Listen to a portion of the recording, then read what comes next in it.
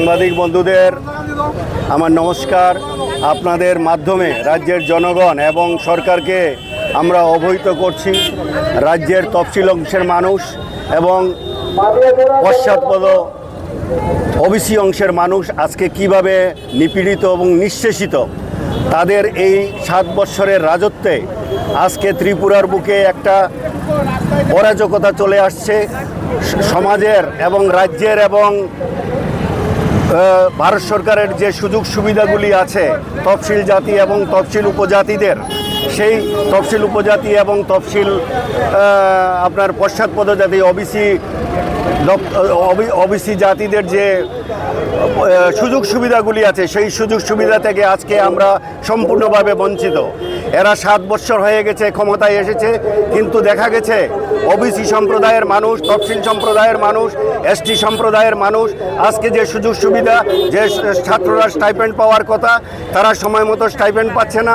ওনারা বলেছিল রেগার মজুরি 500 টাকা, রেগার মজুরি 340 টাকা করবে, সেই রেগার মজুরি ওরা 340 টাকা করেনি। 200 দিনের কাজের সুযোগ সুবিধা দেবে, সেটাও করেনি। তারপরে অনিয়মিত কর্মচারীদের নিয়মিত করবে, সেটাও করেনি। 10,323কে পুনর্বহাল করবে, সেটাও করেনি।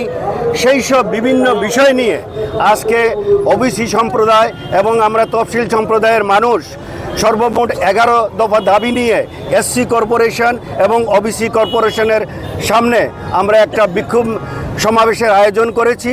সেই বিক্ষোভ সমাবেশ আমাদের এখান থেকেই এখন শুরু হচ্ছে। আগামী দিন আমাদের এই যে দাবি দেওয়া, সেই দাবি দেওয়াগুলি যদি ওনারা না মানেন তাহলে বৃহত্তর আন্দোলনে আমরা আগামী দিন যেতে বাধ্য হব।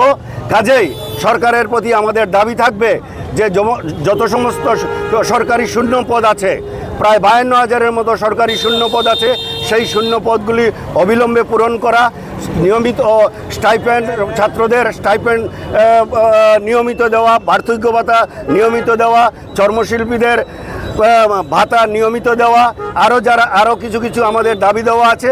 সেই দাবি দেওয়াগুলি যাতে সম্পূর্ণরূপে ওনারা বাস্তবায়িত করে, তার জন্য আমাদের এই আন্দোলন।